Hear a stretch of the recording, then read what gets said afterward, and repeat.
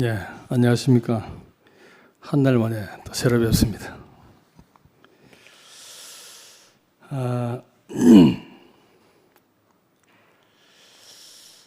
오늘은 좀 하려니까 좀 부담스럽네요. 하려고 한 내용이 좀 그래서 예.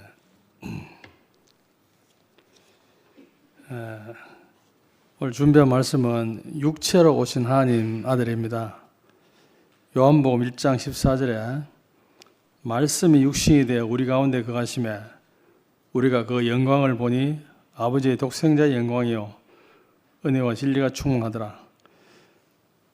말씀이 육신이 되어 우리 안에 오셨다. 하나님 아들이 그런 내용입니다. 그래서 하나님은 그 형상이 필요한 부위라고 우리가 알고 있잖아요. 그래서 아들을 통해서 우리에게 오시는 부위입니다. 다 아시는 대로 육체가 없기 때문에 반드시 형상인 사람이 있어야 하나님의 마음이 표현되기 때문에 하나님은 사람을 찾고 계십니다. 그래서 형상을 갖는 것이 하나님의 절대적인 갈망이죠. 마찬가지로 사탄도 영적인 존재입니다. 그래서 육체가 없죠.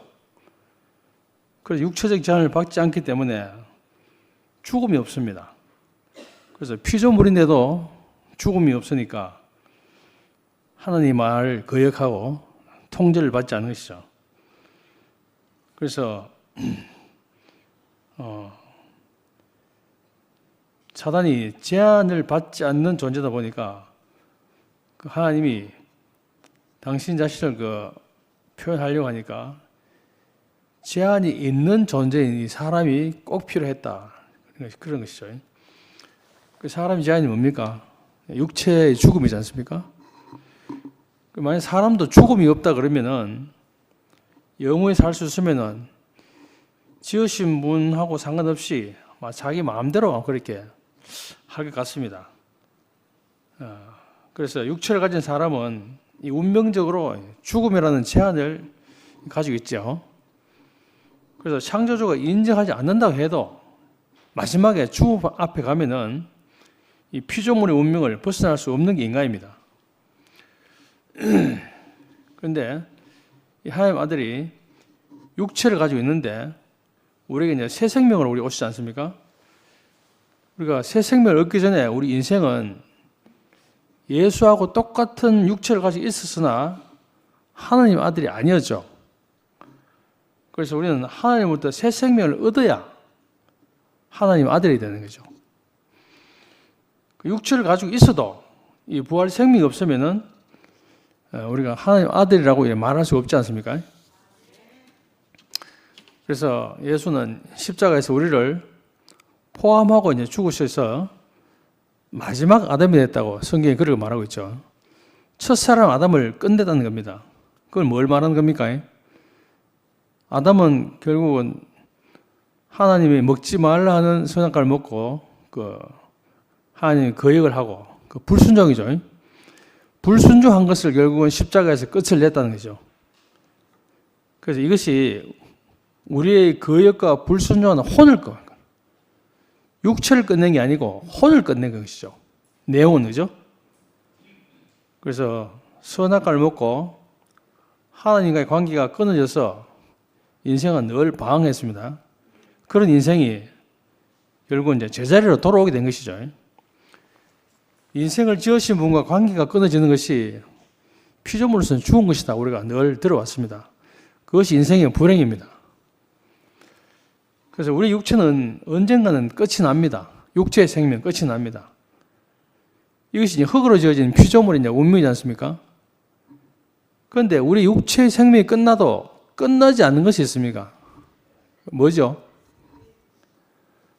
하나님께 대한 거역입니다. 거역.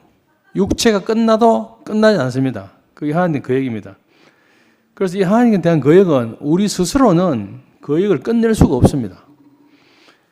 그래서 하나님이 이제 대책을 세우신 것이죠. 그래서 한 사람으로 말미암아서 죄가 세상에 들어오고 또 한 사람으로 말미암아서 의가 세상에 들어왔다. 이게 바울이 하는 말인데 아담 한 사람이 범죄 행위를 인해 가지고 모든 사람이 하나님께 죄를 범한 것 같이 예수 한 사람의 순종하심으로 그 안에 있는 모든 사람이 순종할 수 있도록 하신 것이다. 예수의 죽음 안에 포함시켜 가지고 죽고 부활하도록 그렇게 하신 것이 하나님의 대책입니다. 자, 그런데 예수가 왜 꼭 죽어야 하는가? 참 좀 의문이 아닐 수 없습니다. 십자가에서 죽지 않으면은 아담의 불순종을 끝낼 수 없는가? 여러분 혹시 예수가 안 죽고 아담의 불순종을 끝낼 수 있는 방법 혹시 아는 사람 있습니까? 잘 생각해 보니까 없는 것 같아요. 그래서 굳이 십자가에 매달려 죽어야 하는 이유가 뭔가? 그 이유가 우리 이열리 목사님한테 우리가 늘 많이 들었습니다. 그분은 공생의 기간 동안에 수많은 기적과 이사와 기적을 해가다 보입니다. 오병이어 5,000명 먹이고 무리를 걷고 죽은 나사로 살리고 수없이 많습니다. 이런 초월적 능력을 가지신 분 안에 우리가 포함될 수가 없는 것이죠. 우리가 경배를 하고 우르르 볼 수 있어도 그런 분 안에 우리가 포함된다는 것은 상상도 못하는 그런 일입니다. 그래서 우리 스스로는 하나님께 대한 불순종을 끝낼 수가 없고 하나님도 우리 불순종을 끝낼 수가 없는 거죠. 그러니까 누군가가 이 아담의 불순종하는 혼을 끝내줄 사람이 꼭 필요했다는 거죠. 그래서 여러분 구약에서 많이 나오듯이 죄 없는 어린 양이 제물로 드려지는 의식이 막 계속 해졌습니다. 왜 그렇습니까? 범죄한 사람으로서는 죄 있는 몸으로서는 하나님께 갈 수 없다. 그렇기 때문에 직접 제물이 될 수는 없고 사람을 대신해서 드려야 될 어떤 제물이 필요했던 것이죠. 그래서 흠없는 희생 제물이 필요했습니다. 그런데 하나님이 진정 원하는 제물이 뭡니까? 불순종한 아담이지 않습니까? 아담의 죽음이 필요했던 것이죠. 그러니까 하나님이 그런 희생 제물을 받고 있는 하나님이 기뻐하시겠습니까? 그래서 하나님은 수천 년 동안 제단에서 계속 제물을 태우고 있는 걸 냄새를 맡으시면서 이제 내가 냄새 맡기 괴롭다 하실 정도로 계속 하나님 원하는 그 죽음이 나오지 않고 있었던 거죠.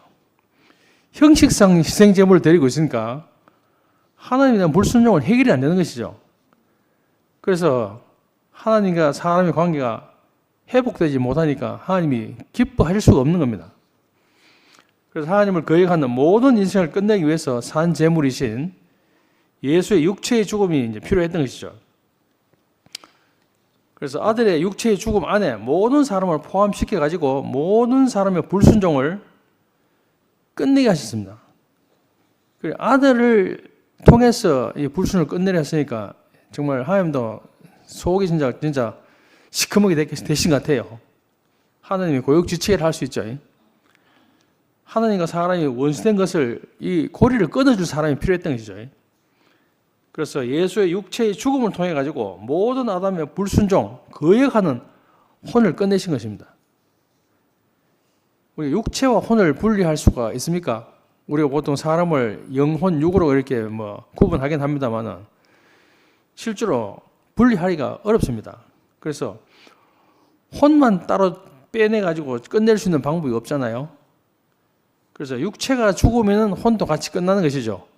그래서 예수의 육체의 죽음 안에서 아담의 거역하는 혼을 끝냈다는 겁니다. 이거 상징이죠, 상징. 실제로는 죽음에서 부활해가지고 생명 주는 영이 되신 그리스도가 우리에게 오셨죠. 그래서 우리가 이제 부활 생명을 얻게 된 겁니다. 그래서 이 부활 생명 안에는 첫사람 아담의 거역이 없습니다. 거역이 없는 것이죠. 에베소서 2장 15절에서 16절까지 내용 중에 원수된 것 곧 의문에 속한 계명의 율법을 자기 육체로 폐하셨으니 이는 이 둘로 자기 안에서 한 새 사람을 지어 화평케 하시고 또 십자가로 이 둘을 한 몸으로 하나님과 화목하게 하려 하심이라. 원수된 것을 십자가로 소멸하시고 둘이 한 성령 안에서 아버지께 나아감을 얻게 하려 하심이라. 이런 이제 말씀이 있는데, 분열의 모든 원인을 제거를 했다는 겁니다. 그게 이제 계명의 율법을 육체로 폐했다는 것이죠. 예수가 모든 사람을 자기 죽음 안으로 소집해가지고 뭘 끝내려 했냐? 선악과로 분열된 모든 사람을 한 자리로 모으기 위해서 그렇게 십자가 안으로 불러 모았다는 겁니다. 예수의 죽음은 우리를 구속한다는 의미도 있잖아요. 예수가 핏값을 지불하고 우리가 사단에게 팔려간 우리를 되찾아온 그것도 있지만은 바로 이 계명의 율법을 폐했다는 겁니다. 분열되어 있는 인류를 하나 되게 할 수 있는 유일한 길은 십자가 안에서 이 계명이든 율법이든 사상이든 아니면 생각이든 주장이든 사람을 갈라지게 하는 모든 요인을 없애려고 했다는 겁니다. 십자가 안에서. 그래서 분열된 인류를 하나 되게 할 수 있는 유일한 길은 바로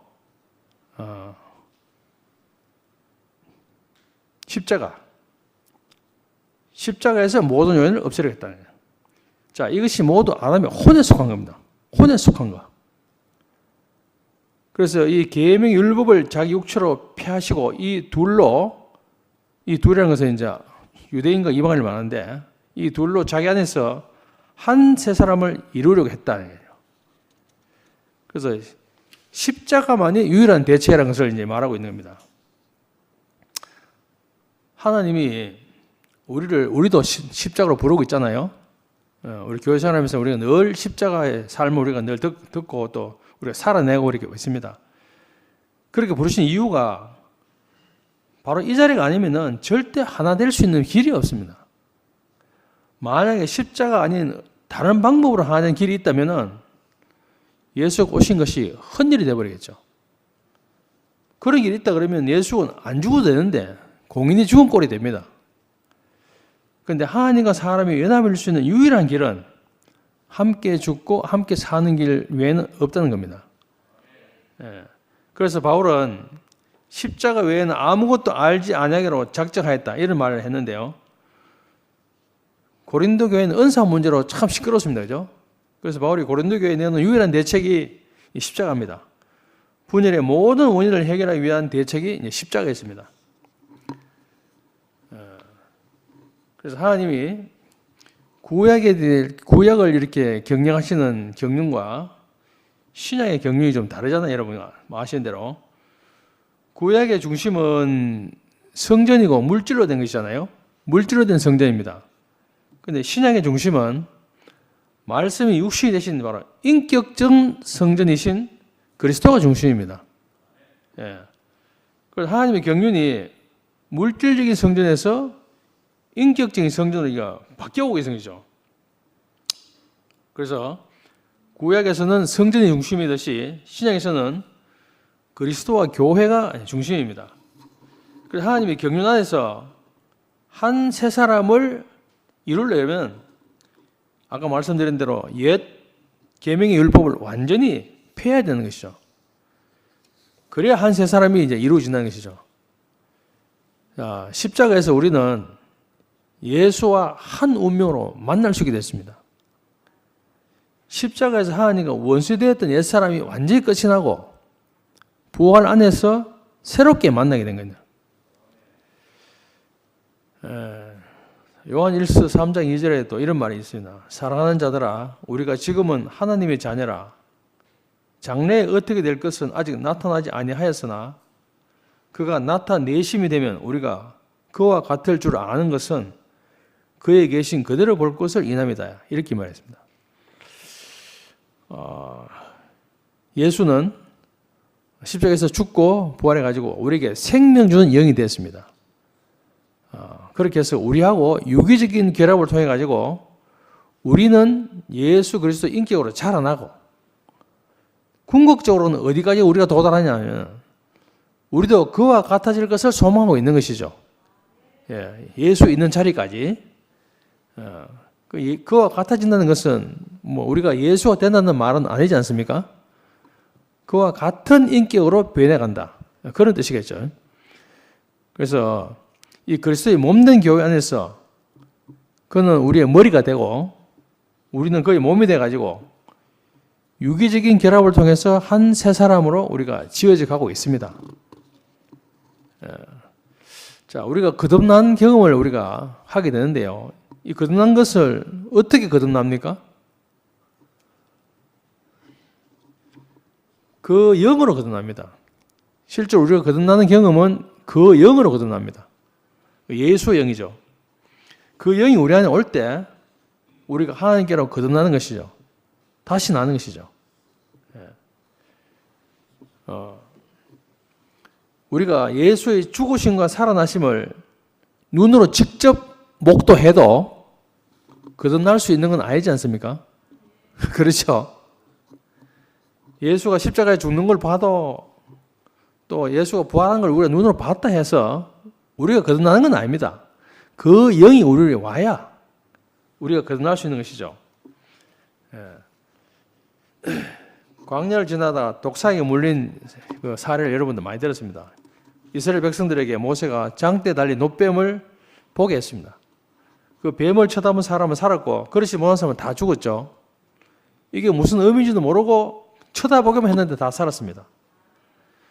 그것처럼 십자가에 매달려 내려오지 못하고 죽은 예수의 죽음이 나와 같은 육체의 죽음을 가지고 있으니까 그 예수가 곧 나다 이렇게 선포하면 존재적으로 만나는 겁니까? 이게 참 상당히 어려운 문제 같습니다. 한 번 더 말해볼게요. 십자가에 매달려 내려오지 못하고 죽은 예수의 죽음이, 그분이 육체를 죽었잖아요. 나와 같은 육체의 죽음을 가지고 있으니까 그 예수가 곧 나다. 왜 그럴까? 나도 죽으니까 나다 이렇게 선포하면은 존재적으로 만난다. 이건 답하기 참 어렵습니다. 제가 볼 때는 못 만날 것 같은데. 자, 그러면 십자가에 달린 예수를 보기만 해도 영생을 얻어야 하지 않습니까? 그렇습니까? 본다고 영생을 얻으면 이거 완전히 땡 잡았는데 그러면. 그런데 제자들조차도 십자가에 달린 예수를 보고도 영생을 못 얻었어요. 왜 그러냐? 그 영이 아직 오지 않았기 때문에. 그 영이 오지 않았어요. 그래서 여기서 제가 이제 이 말을 하기 위해서 어쩔 수 없이 십자가에서 뛰어내리지 못하고 죽은 예수에 대해서 제가 이야기하지 않을 수가 없는 것 같습니다. 그동안 많이 좀 자제하고 입을 좀 다물고 있었는데 우리의 또 교회 삶이기도 하고 실제로 이제 우리가 전혀 상관없는 먼 날의 얘기가 아니고 우리가 가까운 얘기라서 얘기를 하지 않을 수가 없을 것 같아서 오늘 얘기를 좀 해볼까 합니다. 신모대에 대해서 여러분은 많이 들었기 때문에 설명 안 해도 다 아실 것 같은데 제 생각을 좀 말씀드리겠습니다. 이 말씀을 드리는 것은 이열래 목사님을 비난한다거나 흠집을 내기 위해서 하는 것이 전혀 아닙니다. 저는 대학 시절 76년도에 CCC에서 목사님을 만났습니다. 50년 따라왔어요. 50년. 따라오면서 단 한 번도 목사님 말씀을 부정하거나 이의를 제기해 본 적이 없습니다. 한 번도 없습니다.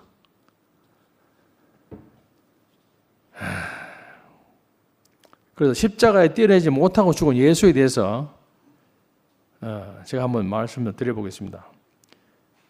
자, 예수가 십자가에 달려서 우리를 포함하고 죽으신 것은 우리의 육체를 끝나기 위해서 죽으신 겁니까?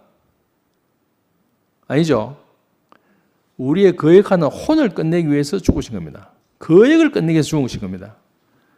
그래서 그분 육체 안에 모든 인생을 포함하고 죽으신 겁니다. 여기서 예수 육체하고 나의 육체는 예수가 육체로 죽었다 해서 내 육체하고 내 죽음이 있다 해서 육체로 만나는 건 알겠죠? 그리고 예수는 2000년 전 사람이고 난 현재 사람이니까 그 육체하고 내 육체가 만나는 건 아닙니다. 다만 예수 육체가 끝날 때 거역하던 옛 사람을 포함해서 끝냈다는 겁니다. 그렇죠? 그렇기 때문에 우리 그리스도 안에서 거듭난 경험이 있는 사람이 그분의 육체 안에서 포함되어 가지고 끝나야 되는 나를 발견했다. 그러면 사실은 십자가의 죽음 안에서 그분과 내가 한 몸이라는 것을 우리가 알 수 있죠. 거듭난 사람이 그렇게 그냥 세상 사람이 말하는 게 아니고 우리가 거듭나고 우리가 십자가 삶을 사는 사람이 그분의 육체 안에서 포함되어야 내가 끝나는구나 하고 발견한다면은 그분의 죽음 안에서 그분과 내가 한 몸이구나 하고 이렇게 발견하는 건 쉽게 발견할 수 있습니다. 그런데 예수께서 육체로 죽으셨기 때문에 나도 그분의 육체적 죽음 안에서 내 육체적 죽음을 발견했기 때문에 존재적으로 만난다? 좀 전에 얘기한 그대로입니다. 그분이 육체로 죽었기 때문에 나도 그분의 육체적 죽음 안에서 내 육체적 죽음을 발견했다. 그러니까 존재적으로 만난 것이다. 이거는 말이 안 되지 않습니까? 말이 좀 어렵습니까? 그렇게 한마디로 간단히 말하면 그렇습니다. 예수가 육체로 죽었어. 나도 육체로 죽을 사람이라. 같이 육체로 죽는 사람이니까 같은 육체의 죽음 안에서 내가 그분을 만날 수 있다. 그렇습니까? 그거는 만날 수 없죠. 그 존재적으로 그렇게 존재로 만날 수 없는 겁니다. 만약에 같은 육체의 죽음이기 때문에 존재적으로 만난다 그러면은 아무나 그리스도 밖에 있는 사람들이 신모티 예수를 선포하기만 하면은 예수를 존재적으로 만날 수 있는 겁니까? 그럴 수 없는 겁니다. 예? 그런데 좀 이런 뉘앙스로 자꾸 흘러가는 것 같아서 제가 이런 말을 굳이 하는 겁니다. 육체의 죽음 안에서 내 육체의 죽음이 같이 발견되기 때문에 예수를 존재적으로 만났다. 이런 의미가 자꾸 얘기들이 들리고 있어가지고 제가 오늘 꼭 이 얘기를 하는 겁니다. 제가 이제 목사님의 신모티 말씀을 처음 들을 때 5년 넘었죠. 그때 이 신모티 핵심을 제대로 그때 이해하기는 부활 생명의 경험이 있는 사람이 있으면 우리는 결국 어쩔 수 없이 우리는 다 과정을 거칩니다. 그렇죠? 과정을 거치다 보면 다 십자가의 삶을 살게 됩니다. 예. 자, 그리 살다 보면은 예수가 하나님 아들이지만은 그런 놀라운 초월적인 신적 능력이 없는 사람으로서 우리를 포함하고 죽었구나. 그렇게 참 사람으로서 우리를 포함했구나. 아까 말했지만은 놀라운 능력을 가진 사람 속에는 우리가 포함이 안 됩니다. 그런데 그런 능력이 없는 분명히 하나님 아들인데도 불구하고 그런 능력을 발휘하지 못하고 죽은 예수가 결국 우리를 포함하고 죽으셨구나. 그렇기 때문에 우리는 하나님께 대해서 늘 어렵고 힘들고 할 때마다 우리는 하나님께 대한 요구가 있습니다. 저도 그렇게 막 급하고 어려울 때는 저도 하나님 기도도 해봤습니다. 해봤기 때문에 당연하죠. 그래서 우리는 늘 알게 모르게 그런 하나님께 대한 기대가 있습니다. 왜? 그분은 초월적인 힘이 있으니까.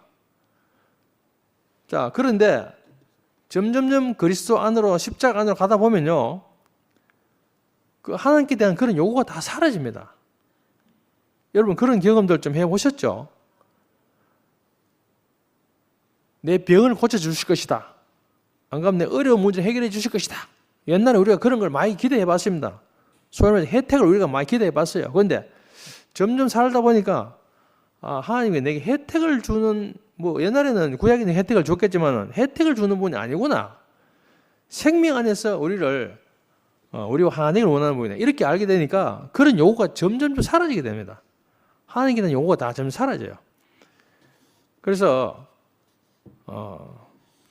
십자가에서 떼어내지 못하고 그런 힘을 발휘하지 못하고 죽은 예수, 그 예수 안에서 더 이상 우리가 하나님께 기대할 것이 없구나. 더 이상 우리가 하나님께 요구하거나 기대할 것이 없구나.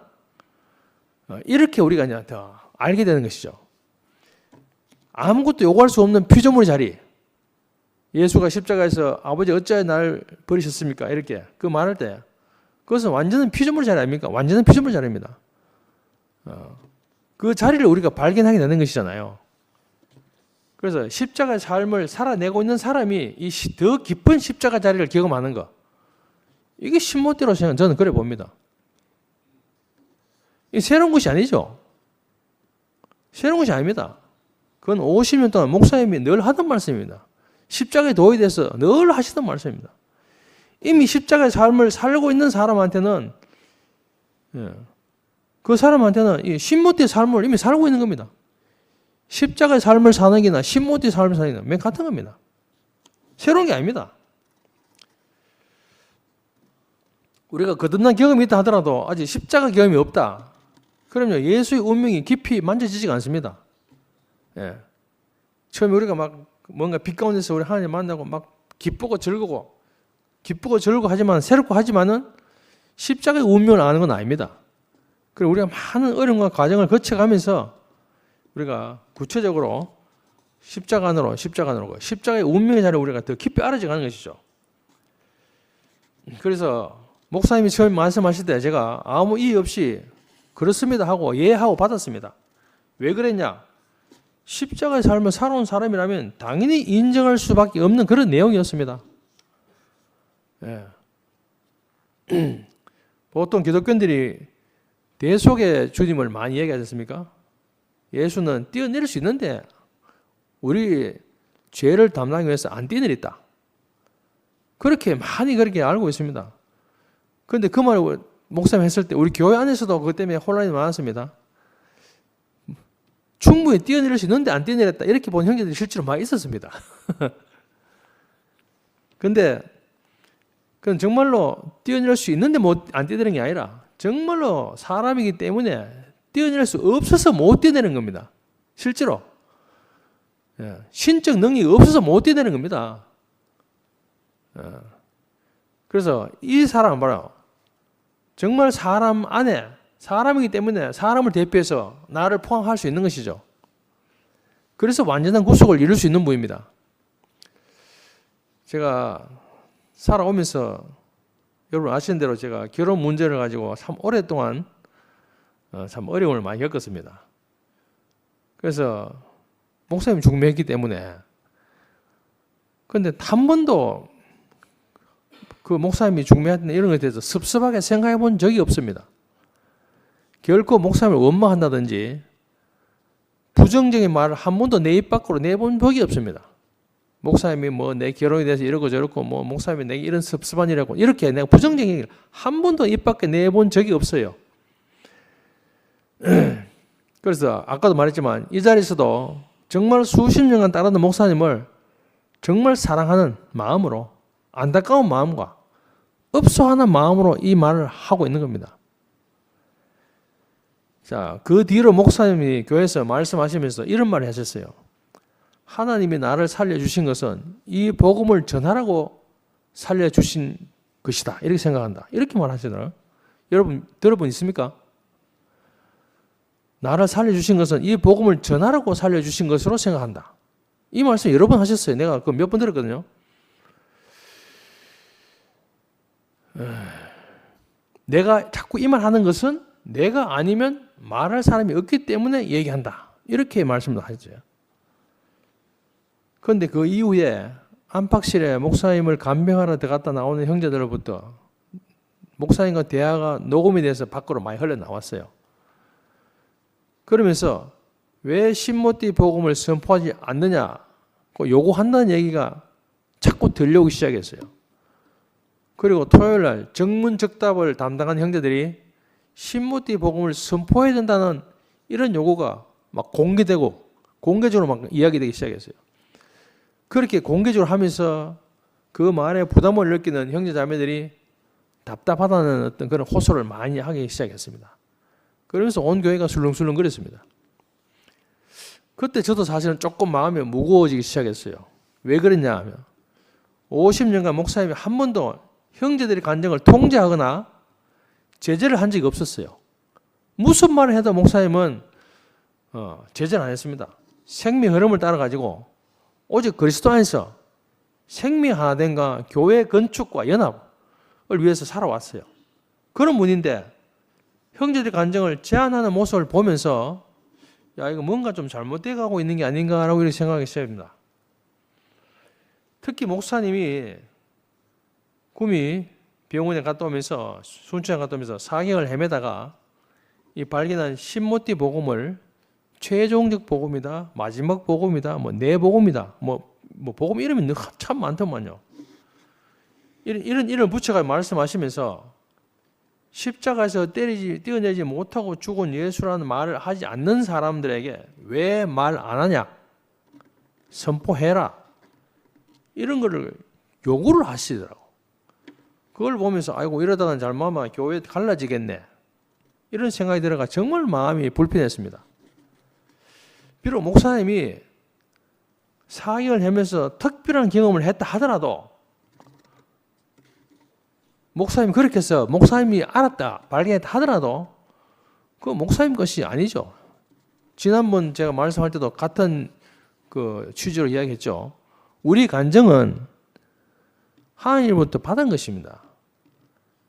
내 것이 아니죠. 아무리 특별한 경험을 했다 하더라도 그건 목사님 것이 아닙니다.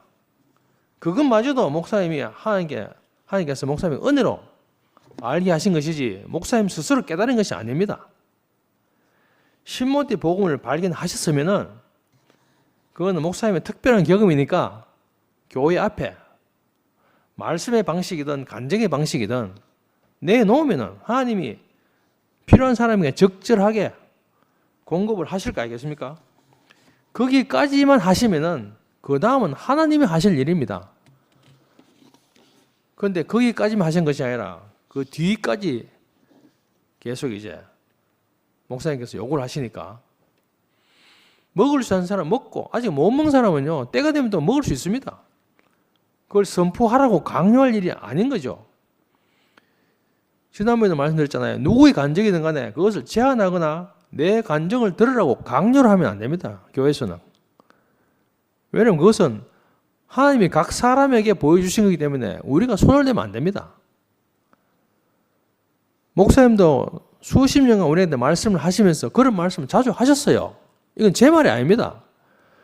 목사님이 말씀하시기를 자기 간증을 억지로 들으라 이렇게 하다 보면은 주장이 된다. 주장이 되면은 교회가 분열되고 그렇게 하면 안 된다. 여러 번 말씀했습니다. 목사님이. 그래서 어떤 것이라도 하나님께 받은 것이라면은 교회 앞에 내놓고 하나님이 어떻게 하시는지 우리가 봐야 되는 겁니다. 지난번에도 말씀도 드렸는데 십자가의 삶을 살다 보면은 우리 요구가 참 많던 요구가 다 사라지고요. 다 사라져 갑니다. 이런 경험 여러분들 안 해보셨습니까? 지영이 안 해봤는 모이네. 고개를. 우리는 요구가 정말 많습니다. 내가 나를 위해 살기 때문에 끝도 없는 요구가 나옵니다. 저는 특히 우리 집사람 살면서 너무 동의서에서 먼 것 같아가지고 제가 요구를 많이 해봤습니다. 그런데 십자가의 삶을 계속 살다 보니까 제가 집사람한테 요구가 점점 사라져요. 요즘은 거의 요구를 안 합니다. 내 생각대로 하자 그러면요 집사 하루도 못 삽니다. 정말입니다. 그런데 그걸로 내 요구를 해가지고 둘이가 분열되고 갈라지고 계속 그러는 걸 보면서 아 이건 아니구나. 진짜 내가 사단에게 또 쏘겠구나. 늘 그것을 발견하기 때문에 내 생각을 끊임없이 내려놓고 이렇게 살아왔습니다. 그런 것처럼 아마 우리 교회 형제 자매 여러분도 아마 다 동일한 경험을 하고 계시라고 생각합니다. 그래서 요구가 사라지고 하나님의 뜻이 어디 있는지 우리가 늘 기다리는 경험을 우리가 지금도 하고 있습니다. 우리가 처음 교회 생활할 때는 십자가도 잘 모르고 나를 중심으로 살다 보니까 상대방에 대한 요구가 없을 수 없습니다. 아마 우리 교회 우리 형제들 중에서 다투지 않은 사람은 한 명도 없을 겁니다. 심지어 목사님도 누님과 많이 다투셨거든요. 우리가 많이 봤죠. 물론 목사님이 그 어머니하고 아기들 문제들 때문에 누님하고 의견이 안 맞아가지고 많이 다투고 했는데 어쨌든 요구가 없으면은 다툴 일도 없습니다. 그렇죠? 아주 간단합니다. 그래서 어떤 사회든지 간에 요구가 있으면 갈라집니다. 요구가 생기면 갈라집니다. 분열됩니다. 요구가 있으면요, 요구를 따를 수 있는 사람도 있고 요구를 따를 수 없는 사람도 생깁니다. 그래서 하나님은 우리의 요구를 모두 십자가로 처리하고 연합 안으로 이끄시고 있는 겁니다. 제가 보기에는요, 죄송스러운 말씀이지만 목사님에게 생각이 좀 들어오신 것 같아요. 제가 보기에는. 아까 말씀드렸죠. 하나님이 목사님을 살려주신 것은 이 복음을 전하라고 하신 것으로 본인이 해석하신 것 같아요. 그러니까 목사님이 갑자기 자기 일이 생겨버린 겁니다. 목사님 일이라고 따로 있는 게 아니었는데 목사님이 갑자기 일이 생겨버린 거예요. 우리는 늘 교회에 살면서 우리 뜻대로 하려고 많이 시도하다가 좌절하고 안 되고 이런 경험을 우리 많이 했습니다. 그런 과정을 겪고 나면은 우리가 하나씩 우리 뜻대로 안 되는구나 하고 하나님 하신 걸 지켜보면서 하나님 손에 맡기는 그런 삶을 살아왔습니다. 그런데 무슨 일이든 간에 내 일이 되고 보면은 내 일에 방해가 되는 사람이 생기고 미워진 사람이 생겨요. 이거 인지상정입니다. 갑자기 내 일이 없던 사람은 내 일이 없으면 괜찮아요. 그런데 내 일이 딱 생기면 내 일을 추진하는데 누가 방해되든지 내 말 안 들으면요, 마음 상하고 그럽니다. 하나님이 보여주신 것이라도 내 일이 되면 안 되는 이유가 있습니다. 이것 때문에 그렇습니다. 내 일이 아니라 그러면요, 여러분 설령 상대가 안 받아들여도 화가 안 나요. 화가 안 납니다. 정말 안 받아들이면 자기만 손해거든. 그래서 우리는 그저 값없이 받은 것을 나눠줄 뿐입니다. 그래서 아무리 하나님이 주신 것이라도 못 받아들이는 사람도 있어요. 그죠? 그런데 그걸 왜 안 먹냐? 그럼 어찌 되겠습니까? 갓난 애기 보고 너 왜 오줌 싸냐? 요즘 기저귀 값도 비싼데 자꾸 싸지 말해. 알았지? 또 샀나? 한 번 더 싸봐라. 그러면 어떻게 되겠습니까? 애기가 영문도 모르고 불안하겠죠. 자라나면은 때가 되면은 오줌 안 쌉니다. 우리 교회에서 늘 듣던 말씀 아닙니까? 굳이 이래라 저래라 할 필요가 없는 겁니다. 그래서 내 것으로 생각하면 내가 지켜야 돼요. 내가 지켜야 돼요. 보존해야 되니까. 그럼 신경이 쓰이고 안 받아들이면 마음 상하고 그런 겁니다. 내 것으로 생각하면 그 내 것이 아니라고 알아야 되는 거죠. 우리는 교회 생활하면서 일체의 비결을 아는 사람이 됐어요. 일이 잘 되고 못 되고 우리가 목을 매지 않는 사람이 됐어요. 일이 잘 됐나 안 됐나 이거보다는 하나님의 뜻이 이루어졌나 안 이루어졌나 그런 데 관심을 갖는 우리가 사람이 됐습니다. 일이 잘 되면 좋겠죠. 안 되더라도 그것에 매이지 않는 사람이 됐어요. 이것도 다 하나님 은혜고 어찌 보면 목사님으로부터 양육받은 결과입니다. 자, 지금 우리는 경주를 하고 있어요. 우리는 경주를 하고 있습니다. 그런데 우리 경주는 혼자 뛰는 단거리 시합이 아닙니다. 여러분 다 아시죠? 계주입니다. 계주. 아브라함부터 시작해가지고 이삭과 야곱, 다윗 그리고 구약의 많은 사람들 또 신약의 제자들과 그 허다한 그 성도들과 계속 같이 달려와 우리한테까지 왔습니다. 이 복음을 전하는 것도 그렇습니다. 왜 목사님 혼자 감당하시려고 하는 건지 모르겠습니다. 내 시대에는 내게 맡기진 만큼만 달리면 돼요. 다음 시대는 다음 사람 맡기면 되지. 응? 내가 다음 끝까지 내가 달리려고 하면은 이제 문제가 생기는 겁니다. 내가 다 하려고 하면 안 되는 것이죠. 우리 계주란 것을 우리가 분명히 알아야 됩니다. 허다한 무리들이, 정인들이 우리 경주를 보고 즐거워 기뻐하고 있습니다. 그래서 하나님으로부터 시작한 것은 지난번에 제가 말씀드렸죠. 하나님으로부터 시작한 것은 연합을 가져옵니다. 그런데 사람으로 생각하고 시작한 것은 항상 분열이 생깁니다.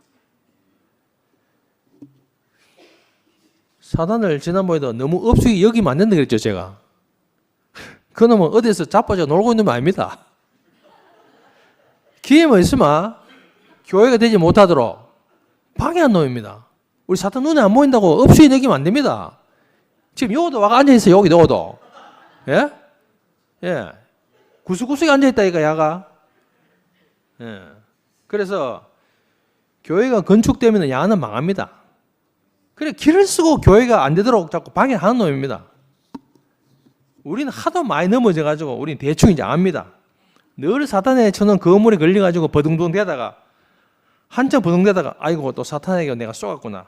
이놈이 또 장난치고 있네. 이렇게 하고 요즘은 금방 빠져나옵니다. 옛날에는 막 그냥 죽을 듯 살도 모르고 그냥 헤매다가. 그래서 그런 의미에서 목사님도 참 오랫동안 과정을 많이 거쳐 오셨습니다. 우리만 그런 게 아니고. 그런데 목사님도 언제나 쏘을 수 있다는 것을 목사님도 염두에 두셔야 될 것 같아요. 목사님은 안 쏘습니까? 저는 목사님도 쏘을 수 있다고 생각하는 겁니다. 왜 목사님은 속지 않는다고만 그렇게 할 수 있습니까? 오히려 목사님이 사탄의 공격을 받을 가능성이 더 높습니다. 왜 그렇습니까? 우리의 머리였잖아요. 전쟁에서 이기는 비결이 뭡니까? 적장을 먼저 제압하는 겁니다. 그게 바로 성패의 바로 밑에 되는 거 아닙니까? 몸이 아무리 거대해도 머리가 상하면 힘을 못 씁니다. 그래서 온 세상을 향해서 대구교회가 복음의 전진기지였지 않습니까? 전진기지. 그런 대구교회가 이렇게 될 줄이야 누가 알았겠습니까? 무슨 큰 사건 난 것도 아닙니다. 목사님이 최종적 복음을 들고 와가지고 난 뒤에 슬금슬금 교회가 나눠지고 말았습니다. 그죠? 뭐 난리 난 게 아니라 20년 전에 목사님이 그때 호사나 산부인과 그때 싶습니다. 그때 목사님이 암에 걸렸을지도 모른다는 것 때문에 온갖 걱정을 하고 그랬습니다. 그때 목사님이 유언처럼 했던 말씀 아직까지 기억이 납니다. 내가 없더라도 교회가 갈라지거든 다시 시작해라. 이 말씀은 연합이 얼마나 중요한지를 우리한테 일깨워준 사건입니다. 연합을 그렇게 갈망하시는 목사님이 신모띠 이 복음을 전하시면서 연기가 나더라도 불은 타올라야 된다. 이렇게 말씀하신 거예요. 그 말이 뭡니까? 분열이 되더라도 신모띠 복음을 전해야 된다. 이 말입니다. 제가 아직까지 그거 말하는데 믿어지지 않습니다. 우리가 오랜 시간 별의별 과정을 겪으면서 십자가 삶을 살아왔기 때문에 누구라도 우리가 저도 그렇습니다. 형님, 많은 형제들 그랬습니다. 생각이 들어오면요 말씀이 안 들려요. 그렇죠? 교통이 막힙니다. 그런 경험을 우리는 수도 없이 했습니다. 어두워지고. 그래서 육신의 생각은 사망이요 영의 생각은 생명과 평안이라는 말씀 있잖아요. 그래서 제가 개인적으로 목사님이 생각이 들어오셔서 그런 게 아닌가 싶은 그런 내가 마음이 들어가지고 생각을 좀 내려놓으시고 이제는 좀 예전처럼 앞에 계신 주만 좀 바라보고 가시면 좋겠다. 저는 개인적으로 그렇게 좀 소망을 해봅니다. 그리고 교회는 누구라도 와서 안식하는 곳이잖아요. 그런데 바울 목사님이 제가 직접 들은 건 아닌데 목사님이 바울도 발견하지 못한 복음이다. 내가 6,000년 만에 발견했다. 이런 말씀했다는 걸 제가 누가 전해 들었어요. 이건 역시 생각이 들어오신 결과가 아닌가 이런 생각이 듭니다. 목사님이 발견한 이 복음이 아까도 했지만 목사님 스스로 발견해도 목사님 것이 아닙니다. 하나님이 보여주지 않으면요 우리는 절대로 우리 스스로 못 봅니다. 분명히 하나님으로부터 받은 것이라 해도 내 것이 되면은 그 순간에 문제가 생깁니다. 내 복음이니까 아겠죠? 내 복음이니까 내가 전해야 된다. 내 복음이니까 내가 해석한 대로 내가 그 의미와 방향이 딱 정해졌어. 그대로 전해야지. 혹시나 내가 의도한 대로 만약에 의미가 다르게 전해지면 손상이 되잖아요. 내 의도 손상이 되잖아요. 그래서 누가 조금 다르게 간증하거나 방향이 다르다 생각하면은 내하고 노선이 다르네. 이렇게 생각할 수밖에 없는 겁니다. 우리 교회 언제부터 간증하는데 이렇게 표현할까 저렇게 표현할까 이런 걱정해 봤습니까? 우리 그런 걱정을 안 하고 살았습니다. 교회에서는 무슨 말을 해도 괜찮았습니다. 우리는 그리스도 안에 있고 새 생명 살고 있기 때문에 먹을 거 먹고 먹지 못한 것은 안 먹고 그렇기 때문에 전혀 걱정하지 않고 살아왔습니다. 전에 목사님이 이런 말씀 했잖아요. 소가 풀을 뜯어먹을 때 혀로 슥 훑고 지나가도 신기하게 독초는 먹지 않는다. 그런 것처럼 우리 교회는 누가 간증을 해도 자기 먹을 것을 알아서 먹습니다. 정 못 먹을 것 같으면 뱉어내봅니다. 걱정을 한 개도 없습니다. 그리고 얼마 전에 또 어떤 누님이 자기는 십자가의 삶을 계속 살아왔대요. 근데 계속 과정이 있잖아요. 있어도 당연하게 생각하고 살아왔답니다. 그런데 목사님 시모티 말씀을 듣고는 처음에 반대를 많이 했어.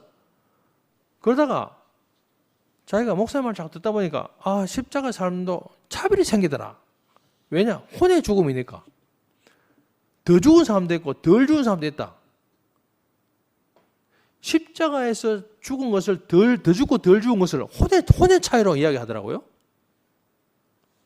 그건 혼의 차이가 아니죠. 십모띠는 육체의 죽음의 자리에서 하나로 만나니까 차별이 없다. 이렇게 말한 거예요. 육체의 죽음의 자리에 만나니까 하나로 만나니까 차별이 없더라. 그래서 반대하다가 갑자기 십모띠 복음을 받아들이게 됐다는 거예요. 그건 제가 딱 들으면서 차별은 없을지 모르지만 그렇게 되면 십자가가 필요 없어져 버리는 거예요. 그렇게 되면 십자가 필요 없어 버립니다. 십모띠 선포만 하면은 예수의 운명과 존재적으로 만나는데 십자가 삶을 살 필요가 뭐 있습니까? 이거는 좀 착각한 게 아니신가 모르겠어요. 생명이라면은 혼의 차이가 아니고 생명에는 성숙과 미성숙이 있는 겁니다. 성숙한 사람도 있고 미성숙한 사람이 있는 겁니다. 그 차이지 혼의 능력의 차이가 아닙니다. 그거는 생명의 정도의 차이지 질의 차이가 아닙니다. 미성숙하면 미성숙한 데 생명은 온전합니다. 성숙하면 성숙한 데는 온전한 거죠. 그 목사님 얘기는 여기서 그만하고요. 시간 많이 됐죠. 곧 끝나겠습니다. 교회 생활에 대해서 조금만 말하고 끝내겠습니다.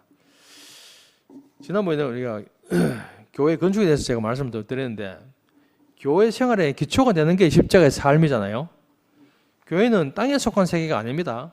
땅에 있지만은 하늘에 속하는 거죠. 교회가 어떻게 생겼습니까, 여러분? 예수의 십자가의 죽음을 통해 가지고 산출된 겁니다.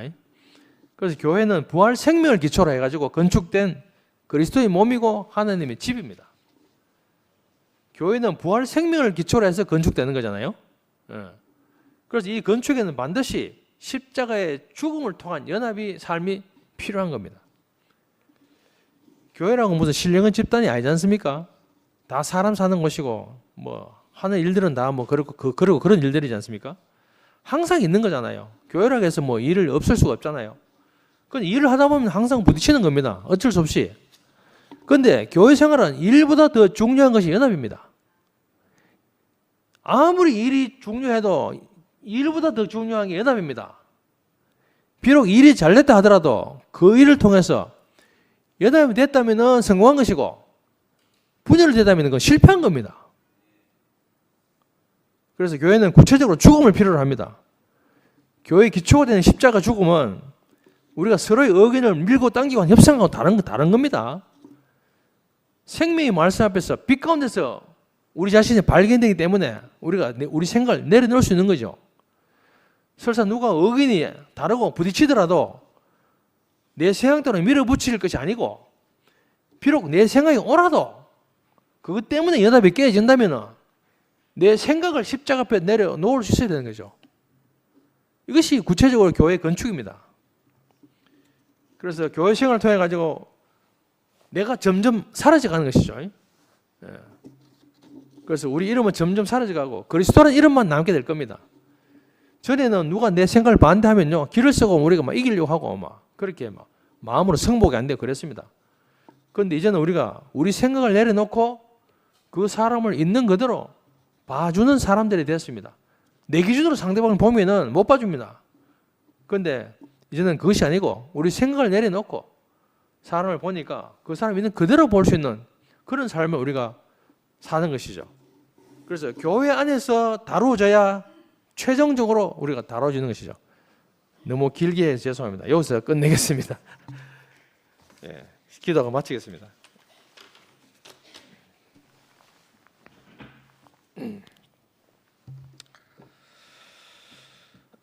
감사하신 아버지 하나님, 오늘도 당신이 뿌린 씨앗을 당신이 거두어 주신 것을 감사드립니다. 우리는 당신을 만나서 동해 서에서 먼 것처럼 멀리 따라왔습니다. 당신을.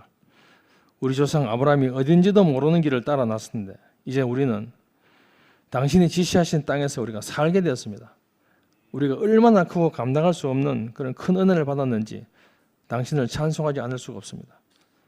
우리에게 몸된 교회를 허락하시고 교회 안에서 당신을 먹고 마시고 누릴 수 있도록 하신 걸 감사드립니다. 이제 형제 자매 한 사람 한 사람이 몸된 교회 안에서 다루어져서 더 이상 나뉘어질 수 없도록 견고하게 서로 짜여지도록 은혜 베풀어 주시기를 바라며 이 모든 말씀 우리 주 예수 그리스도의 이름으로 기도드렸습니다. 아멘.